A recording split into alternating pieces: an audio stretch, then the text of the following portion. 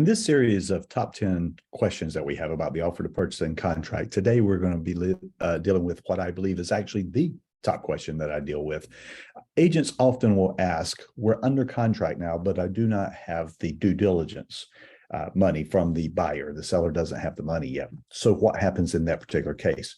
First of all, let me point you to the paragraph regarding the due diligence fee. The due diligence fee should be delivered to the seller by the effective date, and it actually even says how the buyer is going to deliver the money. Notice that effective date, capital E, capital D, is a specific date. That is the date that the offer goes under contract. So you have offer, acceptance, and communication back to the offering party, obviously signed by the parties charged therewith. That's the effective date. The seller has a right to the due diligence money on that date. One of the things that agents have struggled with for a long time under the due diligence contract is how to take care of the logistics of that. So oftentimes the due diligence is not delivered at that time. So the question becomes, okay, what if it's late? Well, the contract is actually very specific about what happens if the money is late, or in some cases, buyers end up writing bad checks. So let's see what's going to happen in that case. Notice that I scrolled that it was at the top of page 2, and here's the significant paragraph. Should the buyer fail to deliver the due diligence fee or any initial earnest money by their due dates, or should any check or other funds paid by the buyer be dishonored for any reason by the institution upon which the payment is drawn, here's where it gets important. Buyer shall have 1 banking day after written notice to deliver cash official bank check, wire transfer, or electronic transfer to the payee. Now, there's so much that's in that sentence right there that let's focus on what it actually says. First of all, understand that the money was either not received on time or there was a bad check, for example. The seller learns this, and through their listing agent, they give written notice that they are demanding that the due diligence fee be paid.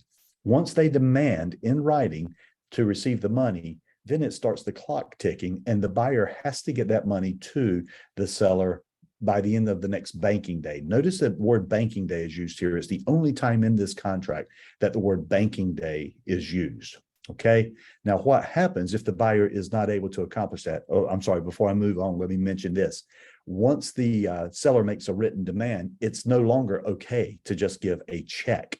Notice that it says at that point, it must be cash, official bank check, wire transfer, or electronic transfer.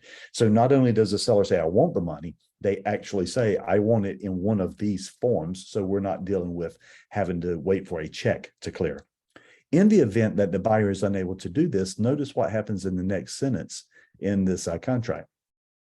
In the event the buyer does not timely deliver the required funds, seller will have the right to terminate the contract upon written notice to buyer, and seller shall be entitled to recover the due diligence fee and earnest money paid to or to be paid in the future.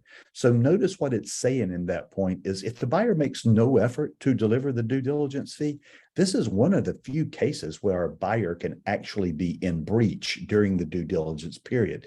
Contracts are based on the concept of good faith. And if the buyer doesn't even make a good faith effort to get the money, the seller says, I can terminate after going through the procedure above. And now I'm going to ask for not only due diligence money, but also the earnest money and possibly additional earnest monies as well.